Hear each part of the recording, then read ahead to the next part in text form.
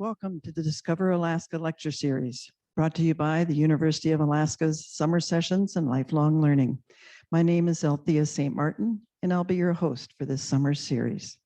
Once again, Summer Sessions has a full summer lineup of free programs Monday through Thursday, each night at 7 p.m. Tomorrow night, there's going to be music in the garden. It'll feature the Headbolt Heaters at the beautiful Jorgensen Botanical Garden. On Monday, the Author's Corner will feature Cabin 135, a memoir of Alaska with author Katie Eberhardt. And then next Tuesday, the Healthy Living series will feature a presentation by Dr. Wren, the cardiologist with Fairbanks Memorial Hospital. His topic will be heart health, common arrhythmias, and seeking medical care. Discover Alaska is in its 16th season this year, and the programs will be held here at the BP Design Theater. That's located in our new engineering building on the UAF campus. It will also be live streamed and recorded. This allows us to take advantage of technology to present to a much wider audience. We are truly grateful to our speakers for the time they donate to help us all learn more about our great state. Before I introduce tonight's speaker, we have a few housekeeping items. Please turn off cell phones.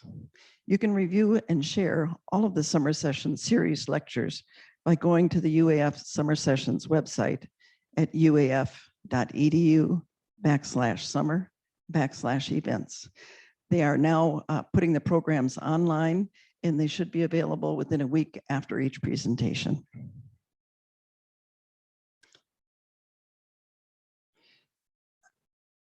Tonight, in addition to our in-person questions from our in-person audience, our online viewers can type in questions for the presenter into the link at the bottom of your screen or the chat box.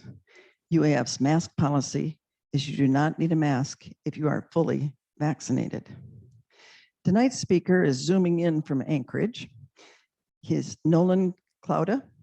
He's the executive director of the UAA Center of Economic Development. As the executive director, Nolan provides overall leadership for the University of Alaska Center for Economic Development, as well as support for other programs of the UAA Business Enterprise Institute. He holds a Master of Public Administration from the University of Kansas and a Bachelor of Art, History, and Political Science from Gustavus Adolphus College. He lives in Anchorage with his wife, Michelle, and his daughter, Cecilia. Tonight, we're going to hear about Alaska's Defense Industry Resilience Initiative. This is an effort to better understand the contributions of the military and the Coast Guard to Alaska's economy and how we can strengthen these ties. Please help me welcome Nolan Klouda. Well, thank you very much for the introduction, Althea. Sorry, great to be able to speak to this crowd, and I'm sorry I couldn't be there in person. I was actually in that room just last week for a different meeting, but I am happy to give this talk today and to discuss a little bit about a topic that our center's had a really interesting time digging into that has a lot of importance, and I think that folks in Fairbanks especially tend to appreciate this topic of the military and its role in our state economy. But nonetheless, I think at the state level, this is a topic that doesn't quite get the full attention that it often should, in my opinion. And so to start things off, I kind of want to invite you all to, it's a little bit of a grainy picture here, but to take yourself back to July 4th, 1958 in Alaska. And this is a picture from downtown Anchorage from a family collection. But this was an especially jubilant 4th of July celebration this day. So, there were members of the armed services out marching, all kinds of colorful, we have the bicycles with the flag wheels and a lot of celebration happening. And I think that what's different about this 4th of July in 1958 is that it came after a significant push in Congress to make Alaska a state And only 3 days later, this picture was taken. And this is the signing of the Alaska Statehood Act just on July 7th. So just 3 days after the big 4th of July celebration in Alaska. Statehood for Alaska was something that was fought for a long time, that was hard won in a lot of ways, and really hard to see how it would have happened. At least it happened when it did, if not for the military and the military's role in Alaska in building the state economy and the territory economy, and then allowing it to become a state. Alaska really couldn't be a state until there was something of an economic base, a strong enough economic base that it could pay taxes and support itself with services. And until that time, it was much more likely to be a territory under the protection of the federal government. But I think that things really started to change. Well, first during World War II, in the 40s, I think a lot of us are probably at least broadly familiar with the story of garrisoning Alaska and the invasion by the Japanese of a couple of the Aleutian Islands and the importance that Alaska played then. But that might have all been a very temporary, fleeting thing, despite all the construction effort that happened and the building of the Alcan and a lot of other activity that occurred in state. May not have been sustained if it hadn't been for the Cold War, for the role that Alaska started to play. Here's an old map of the Cold War geopolitics. And this was a time period when people started to actually tip the globe back a little bit and look at the globe from the top, from the north. And suddenly Alaska goes from being a place out on the fringe to being right at the center of it, and right at the and very close to the arch foe at that time of the Soviet Union. And so suddenly Alaska, in the eyes of military planners, many had talked about Alaska being important before, but suddenly that became very important. And so Alaska started to see something of a sustained presence. And in fact, Naski and Slotnick in their history of Alaska made this statement, that the Cold War rescued Alaska from economic depression and obscurity, that the Cold War and the military presence that came with it is really what built Alaska into a place that became, in a sense, eligible for statehood. And that happened largely through through a lot of the infrastructure dollars and personnel that had to come to Alaska. That's what built the economy here.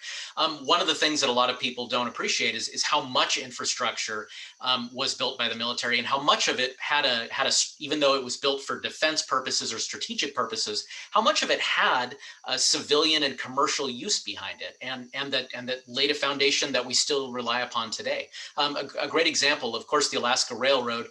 Most of us familiar with that story. It was built over 100 years ago, not necessarily with a military purpose in mind, but much more about a route to the interior for gold and for supplies, right, for mining. But after World War II, the railroad was actually in pretty terrible shape and had to be rebuilt, mostly with defense money, in order to serve as that ongoing route into the interior, into the Ladd Field and what became Eielson and Wainwright ultimately. The railroad had a certain significance there, and we don't often think of that. Of course, a lot of us are familiar with the story of the Alcan being built during World War II in a record amount of time. And my understanding is that this section of road has been slightly improved a little bit, this particular hill that you can see here. But if you've driven the Alcan lately, it's better than it used to be back in the old days, I think, but still can be a little rough at times. But there's also stuff like the White Alice sites that were done throughout the state that served as the telecommunications linkage for both the civilian world and the defense world. These radio relays that were built all over the state, and a few of them that still remain. This one at Nome, you can still see on tours.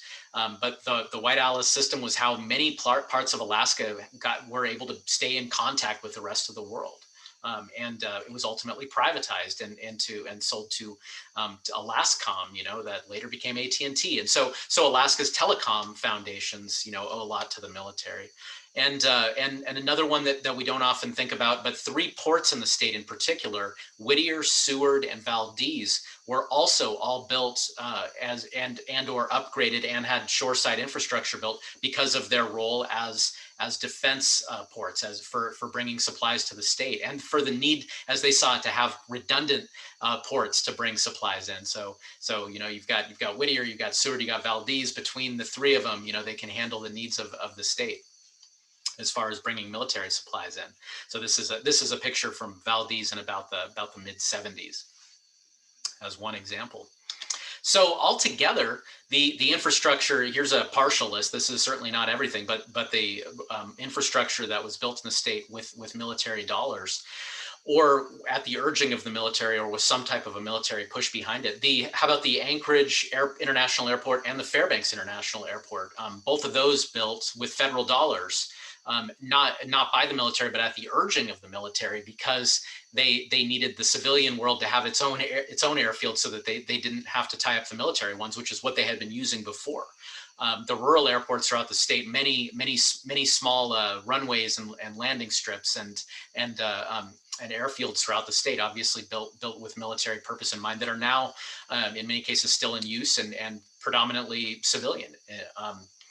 I talked about the telecommunications system, of course, the ports, University of Alaska research institutes, especially the Geophysical Institute and others, that had a defense application behind them, or a lot of defense reasoning behind them, R&D purposes that benefited defense, and that's still true to a huge degree. So a lot of the research assets at UAF, of course, as I think probably many of you know. So to a huge degree, that these contributions to Alaska, this is what enabled there to be a state of Alaska.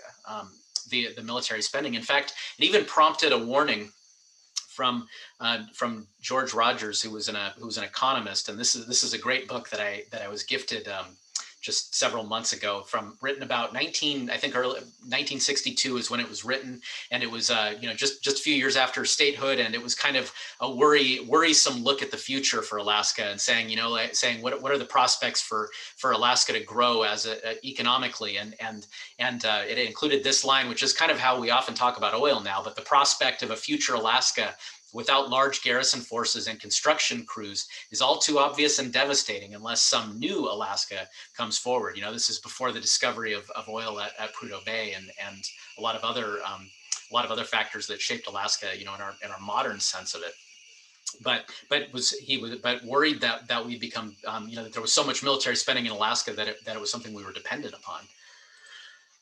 In addition to all of that infrastructure spending, the number of troops that were stationed in Alaska was very high during this time period. As many as close to 50,000 troops. But more than that, you also had civilian employees of DoD. You had contractors as well, and then you had the dependent family members of service members and of the civilians and the contractors. And so between all of those, this brought a very different demographic to Alaska. Of course, the Alaska Native people had been here for millennia and weren't necessarily asking for this change in presence, but this is something that pushed Alaska towards statehood, and that brought something like the mainstream culture of the lower 48 states to Alaska. Here's my family connection to this. The folks you see on the left side of the screen, Ida and Maurice Stafford. This is my great grandfather and my great grandmother, and they moved their family up to Alaska actually at the very tail end of World War II, including my grandmother, who was apparently a sarcastic teenager who complained about having to move to Alaska. And at 91 years old, still lives in Alaska and wouldn't ever leave to save her life. They were some of many folks who came to Alaska during these years, the World War II and Cold War era. Again, probably wouldn't have been able to stay in Alaska very long if there hadn't been that subsequent Cold War presence. On the right side here, this is my great grandmother actually working on a base, working on Elmendorf, and the main reason that they came was because my great grandfather got a job working in the power plant at Elmendorf. And so, this is a time period after really lean years during a Great Depression and having to move the family around to take all kinds of jobs. They were coming from the East Coast. That suddenly after coming to Alaska, it was really prosperity for them for the years that they lived in Alaska. And it changed things a lot for them. And this is a picture of my aunt, actually taken by, I believe, by my great grandmother. This is in the late 50s sometime. But the point here is that people brought families with them, right? And that's something that was pretty different. Oh, and here's actually the population that you can see. So in 1954, that about 24% of the state population were active duty personnel. But when you factor in the civilians, or the civilians, the contractors, the family members, you're talking about close to half of the population having a tie to the military. I mean, and that's pretty astounding. Basically half the population owing its presence there to one economic factor. But I think, going back to the family point, the other industries in Alaska at that time, one of them was fishing, right? So what did fishing? What type of people did fishing bring to Alaska? Did commercial fishing bring? Well, it brought dudes, right? It brought a lot of men, right? Here's a commercial fishing boat. Looks like they've got cod and halibut there. It tended to be seasonal, and it tended to be men that came up without their families and that did their seasonal activity, and that relatively few of whom stayed and made a life. Some did, but obviously it was mainly about kind of the single men, the resource extraction activity, and the same thing that applies to mining. And this is actually near Fairbanks. And so you had these industries, and both fishing and mining, by the way, were industries that didn't really support the idea of statehood. It was if the mining interests and fishing interests had carried the day, this was the time period when Alaska felt especially like a colony, a resource colony, and to a huge degree that was very true. But the military brought a different type of a presence and a different type of settlement pattern, and it was a more family-centered settlement pattern, and it was more about bringing the comforts of life and the consumer culture of the United States to Alaska. So shifting gears a bit, I always like thinking about how the military, the historic way that the military has contributed. So I want to shift gears and say a little bit about what this effort is that our center's been working on, the Alaska Defense Industry Resilience Initiative. So this is something that is, this has been, we're actually right at the tail end of it. We started this work late in 2019.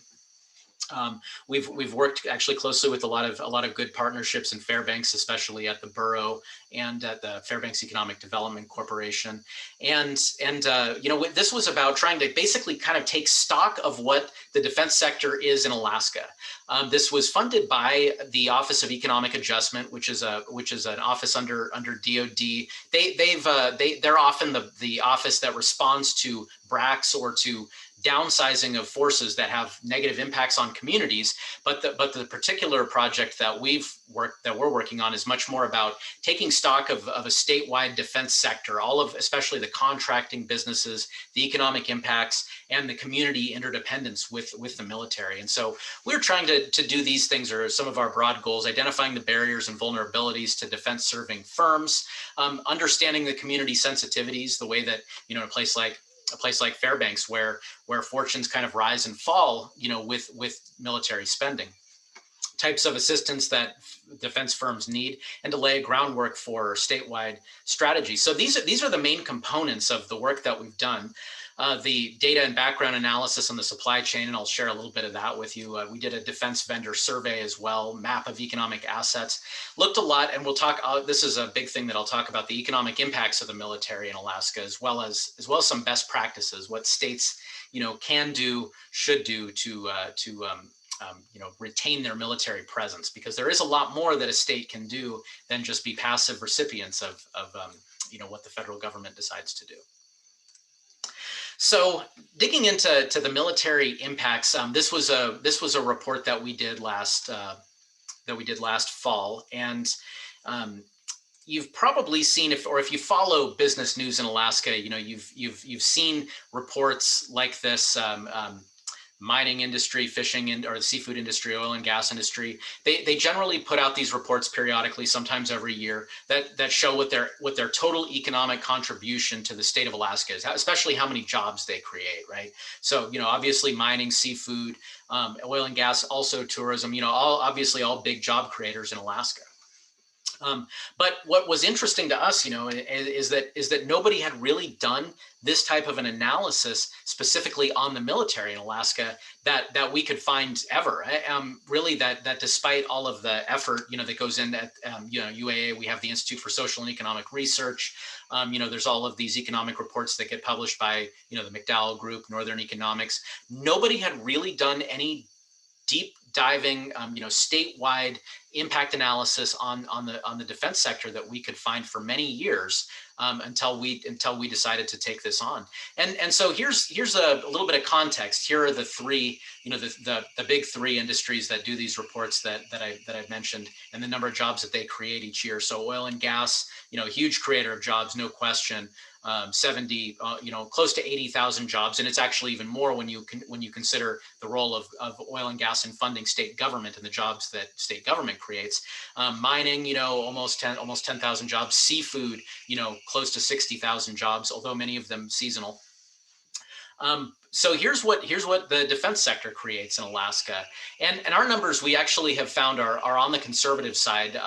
There's another methodology for estimating these defense jobs that an economist at ICER came up with that places the number probably close to 10,000 higher than this, so more like close to 70,000 jobs. But our more conservative numbers, we say about 58,000 jobs that are tied to the military. So that's broken down, as you see here, that about 33,000 of those are civilian jobs. You have, of course, a good number of active duty folks, almost 30,000 active duty, in Alaska, and they earn a paycheck and spend their money here as well. 1 in 10 civilian jobs, are tied to the military in Alaska. But if you look at total jobs, 1 in 6 jobs, so this is a huge contributor. There's no industry that makes a bigger, if you think about defense as an industry, there's no industry that makes a bigger contribution to Alaska's economy other than oil and gas. Even though the number of jobs is similar to fisheries, the actual payroll amount is much larger for military, and you have much more year-round employment and higher paid employment as well. So the actual impact is quite a bit bigger than seafood, and it is a bit bigger than tourism as well.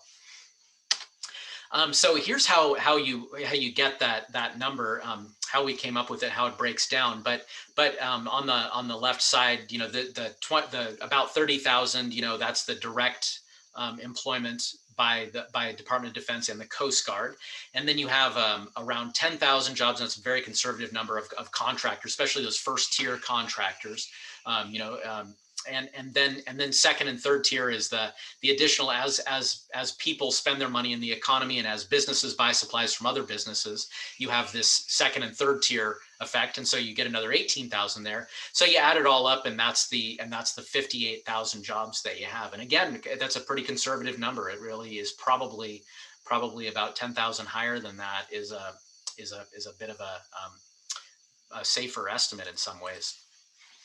But we also took a look at breaking this down by region. How many, because those effects vary quite a bit. If we say 1 in 10 statewide, okay, that's great. But, some parts of the state are very closely tied to the military, and some parts have no military presence really to speak of, right? So let's take a look at the interior. And, if you look at the interior, in addition to Fairbanks North Star Borough, you look at the Denali Borough and then the Southeast Fairbanks census area especially, because those contain Clear and Fort Greely. And so if you have the 4 big bases in the interior all together, you get impacts that look like this. And these are especially, big numbers. So 23,000 total jobs in the interior that have a tie to the military. 13,500 that are civilian. 1 in 3 civilian jobs in the interior tied to the military, and that's enormous. Any industry that contributes 1 in 3 jobs is a massive contributor. That's a key part of the region. 2 in 5 total jobs, about 40% of all the jobs in the region. Because the way that economists break down civilian employment versus total employment, it creates some funniness, but we wanted to show total as well. in the Anchorage area, and Anchorage is a place that often forgets that the bases are there. I think, at least in an economic sense, we often don't notice their presence to the same degree, which is to our detriment, I think. But in Anchorage, you still have a huge contribution: 30,000 total jobs, 17,000 civilian jobs. That's 1 in 10 civilian jobs, 1 in 6 total jobs in Anchorage. And I've lumped Anchorage and the Mat-Su Valley together as one region. So contributions there are big. And then if you look at the rest of the state, it gets very interesting, because you do have some very large military projects happening in key areas. You've got a lot of remediation projects, environmental remediation projects. And then you have a Coast Guard presence, which is very significant, especially in Southeast Alaska and in Kodiak. Kodiak being one of the larger Coast Guard bases in the country. And so we also, around 5,000 or so jobs in the whole rest of the state, outside of the Anchorage area and the interior.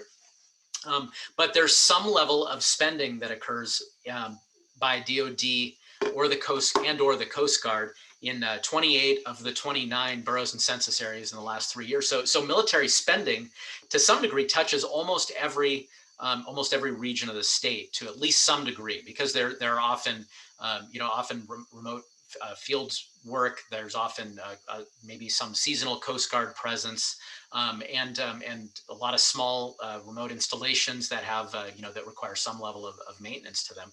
So military impacts, in most of the state are in fact pretty significant, even though much more in some than in others. And what does the military spend money on in Alaska? These top 3 categories here: construction, this kind of ugly monster of a category called administrative services, waste management, and remediation services, which includes a lot of things, and professional, scientific, and technical. That includes a lot of the engineering, consulting type of work as well, architecture. So those top 3 categories are 82% of total spending. Construction is especially big, and this is looking at the 3 years, FY17 to FY19, and that was especially big when the F-22 construction was at its peak, and also when some of the long-range discrimination radar spending was happening. So there's a lot more. This was an especially intensive period for construction. But that second category, admin, waste, and remediation, is a big one for a couple of reasons. It's the waste, the environmental remediation work in Alaska being huge, but also a lot of administrative services and back office support functions. Things like staffing and facilities management are kind of lumped into that category. A lot of the things that are required to make an installation kind of move along at its pace. Some people would notice and be surprised that manufacturing is the 4th one on the list, and that's one that often gets people's attention when I show a graph like this. Like, what manufacturing is there in Alaska that's going to? It's refined fuel is what it is, which is considered to be manufacturing. Obviously, DoD and the Coast Guard are huge purchasers of fuel, much of which is refined in state. Which is also great. The utility presence, I think, is another one that's pretty significant too. So that's the breakdown in spending. And then also, what are the cycles over time? It's interesting. You can kind of look at spending in terms of the historical context. And I always like that historical context. But this is the total amount spent on contracts each year, and it's adjusted for inflation. So you can see how big some of the defense budgets were, in the end of the Cold War era, in the 80s. You had some years of very big defense spending, and then this retrenchment that happened in the 90s, the post-Cold War era, when the military downsized to a pretty significant degree, and then that continued on until the early 2000s with the global war on terror, and then this sort of world that we're in now, that where Alaska's geopolitical standing started to matter again quite a bit more. So what does the future have? We don't quite know, I guess. But here's another breakdown of how spending works. So we talked about job impacts regionally. Here's how spending breaks down regionally, and if you look at about half of the spending in this 2019 was in the Anchorage Mat-Su area, 36% in the interior area. So if you put those two together, you've got almost 90%, 85 to 90% of the total spending is happening between the interior and Anchorage Mat-Su. So something that I think also is pretty important. So one of the aspects of our work was also to say, okay, well, this is all cool information. The military is big, spends a lot, spends on these categories. What now? So we had a consultant that worked on the project under our supervision, called TIP Strategies, and they're a good consultancy. They're based out of state, but they've done some work in Alaska before, and did seem to have a really good head for state level military related work. And so we were happy to work with them. One of the things that we had them do is look at what is it that states do to retain their military presence. Like what exactly can you do? The military presence is about decisions that Congress makes, that the Pentagon makes, that the president makes. What can the state do to enhance that, right? If we want the economic impacts that come from the military, what do we do at the state level? And so they looked at what states, what kind of economic development efforts states have, and they put together some best practices for us. Here's what other states do, and what they found are a few facts summarized here, that about 35 states have some kind of a military affairs organization that focuses on this, on base retention or attraction. And Alaska has the Department of Military and Veterans Affairs, but its role is a bit different than what a lot of these types of groups do. That most of them, a lot of them were created fairly recently in the last 6 years or so. And there's some that operate out of the governor's office and so on, but that they're staffed, with like at least 2 full-time employees that have $500,000 or so as a budget, and many of whom have some kind of a council or a board. So what I'm getting at here is that a lot of these states have a presence that's dedicated to retaining and supporting the military in that state. So when you have opportunities that come along, like the F-35s, like the recent the KC, the KC-46s, and that didn't happen, but where Eielson was a potential candidate site for that. You have these opportunities that come along, and at the state level, there's often a lot that the military is asking for from states that the state could respond to or not respond to. And so what do you do to proactively, retain that presence? So one good example that's fairly recent, and some of you who follow military issues might have been aware of, was the issue of spousal licensing reciprocity, where you have a active duty personnel. A lot of them have a spouse, obviously, that comes with them, and that works in an occupation that requires state level licensing. 2 big ones, but not the only ones, being teaching and nursing. Right, you don't do those jobs unless you have a license from the state, and so the Department of Defense said that they were going to, account for how generous states were on license portability between states. That was going to be, an influence on their basing decisions. The Air Force also, Jim Dodson, in Fairbanks, brought to my attention that the Air Force did this report that was looking at different metro areas or cities that host Air Force bases, and then scoring them on license reciprocity, as well as on the quality of the schools. And the ones with lower quality are seen as less desirable by service members, and that's something that may have some influence on where personnel are based. So these are things that state policy can influence, right? And these other states are actually putting a lot of effort and competing with each other to be as friendly to the military as they possibly can be, to keep that presence and grow that presence. And so you often, when you start to think about it this way, you start to worry, is Alaska doing enough? Are we doing much to retain our military presence at the state level? I know that in some communities, and especially in Fairbanks, people do pay very close attention to this. So I'd be preaching to the choir if I was talking about it that way. But at the state level, that's not true. And that's something that was a big gap that came about in this. So they, our consultants came up with a couple of recommendations. One was to create a statewide military coalition, and this was something like a council was the idea of that would be made up of higher level decision makers that would review military issues and make policy recommendations and state level executive recommendations as well on what might be done more proactively with the military presence. And then the other was to create an Office of Military Affairs within state government, and that would be, that would be an office in state government that would focus on the issue of military and economic development. And these two bodies were modeled after what would come about in other states to proactively support a military presence.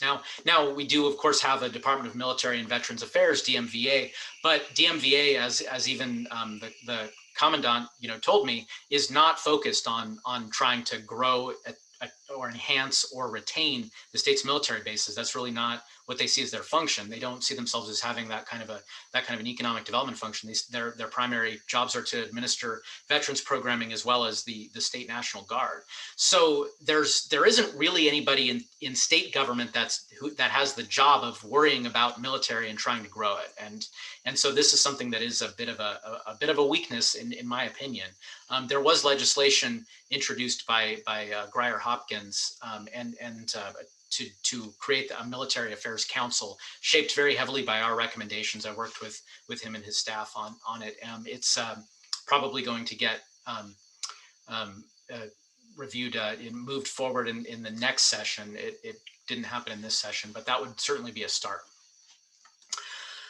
So looking into the future, it's interesting to see that the Department of Defense, if you follow what they release as far as the DoD Arctic strategy, that gets updated periodically, and then the individual services, Army, Air Force, Navy, that publish their own Arctic strategies as well, that there's suddenly interest again in sort of tipping the globe back and looking at it from the top again, from the north, and you start to see that even though the world of the Cold War, the old power blocks that used to exist in the Cold War, those aren't there anymore. Those are defunct.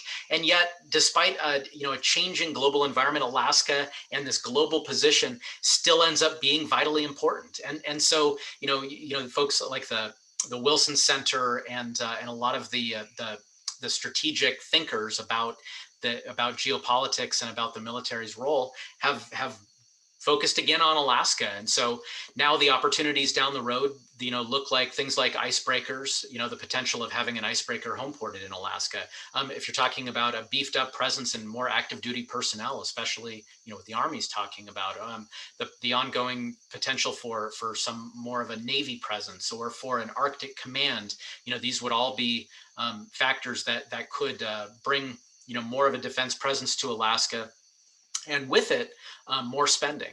Now I'm talking about, more military presence in Alaska as a given. It's not necessarily the thing that everybody wants, I suspect. And so I probably shouldn't make it sound that way. But what I would say though, that this is the type of thing that if we're thinking about our economic future, that the military, has potential to bring a lot of heft to our state and to continue to bring it and to expand. And it's one of the things I think that probably needs to be part of our mix of growing and strengthening and diversifying our economy, and that's my opinion on it personally. So I'd love to take questions and hear thoughts from folks in the room about any of this stuff. I think this is a great topic. There's a lot to dig into here, and there's a lot happening. I think that the world events, are moving on this subject of the Arctic and its global importance. And so, we'll see what the future holds. But I do think that some level of shaping that future is something that Alaska needs to look at. So with that, I'm happy to take any questions, however they come, whether if it's a moderated process or however folks would like to ask. Nolan, this is Althea. One of the questions that I had with this initiative, is it showing weaknesses of Alaska where our commerce could be reaching out to the military and providing more goods and services to the military? Yes, and that's actually a part of what we're looking at. And so we've got our final deliverable on this project is a supply chain analysis, and we're doing a little bit of fine tuning it, but it will be released within the next 2 weeks actually. And that is that breaks down and looks at what in detail what defense and the Coast Guard buys in Alaska, what types of goods and services. It breaks it down regionally, so you can look at one borough, one census area at a time, and then also what goods and services are supplied by in-state firms versus out-of-state firms. And so that's where it gets pretty interesting to see. So it was interesting, and actually looking at Fairbanks, at the Fairbanks North Star Borough during the F-35 buildup, or the construction that led up to it. It was interesting to see like the breakdown of like Fairbanks firms, firms from elsewhere in Alaska, usually Anchorage, and then firms from the lower 48. That a lot of the Fairbanks firms have a lot more of the like kind of steady state contracts, like that don't change in their dollar amount from year to year, which makes sense, right? They get more of that ongoing revenue. And then kind of like the surge capacity, when there's sudden upticks in spending, that more of that gets absorbed by firms either from Anchorage or from out of state. But even the Anchorage firms, are likely to mostly hiring a lot of folks within Fairbanks North Star Borough. So the impacts are still good and quite strong. Thank you. Well, we just checked and we don't have any questions that have come in online. So I think we're going to thank you for your presentation. Great information. Oh, yes, we have a question here. Just a moment. Sure. Hey, thanks, Nolan. This is Hayo Aiken here in Fairbanks. See, I went to your website, which is very helpful. I reviewed some of the numbers here. What struck me is that, so you had, I forget what it was referred to as, whether it was science or scientific research lumped together with technology and something else in your chart, where it was the third largest expenditure. If you look at these comparisons state by state, less than 1% of total expenditures in the state of Alaska by DoD is on research. We're actually in the bottom. I think we're number 8 in terms of proportion of total spending, and it looks like we're number 7, we're the 8th lowest in terms of proportion and the 7th lowest in terms of actual numbers. Arkansas is in the same realm.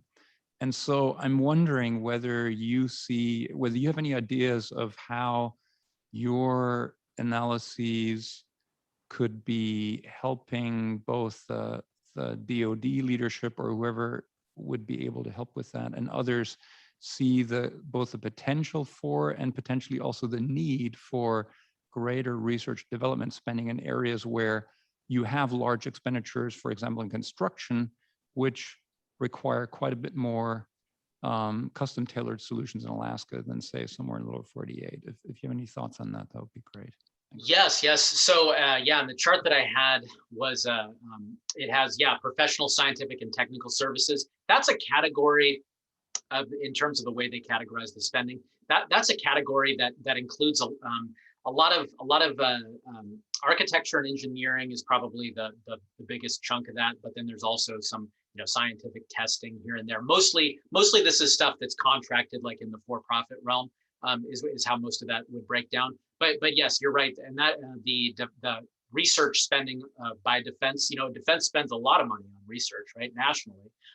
In Alaska, it could certainly be higher, and there's a lot to dig into as far as the research competencies of our University of Alaska system and defense, and how much what we should do, what we could be doing that we're not doing. But I do think though that is something that strategically makes a lot of sense to look at, is how can our university structure benefit more from defense spending. Now we also of course have some homeland security spending that's part of it too, and other areas like at UA, there's the Arctic Domain Awareness Center.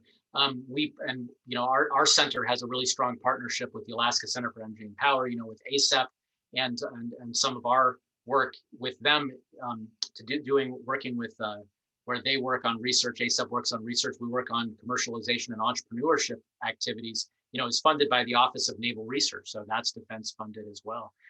But I do think that probably that is an opportunity area, I think, for the research enterprise. Thanks.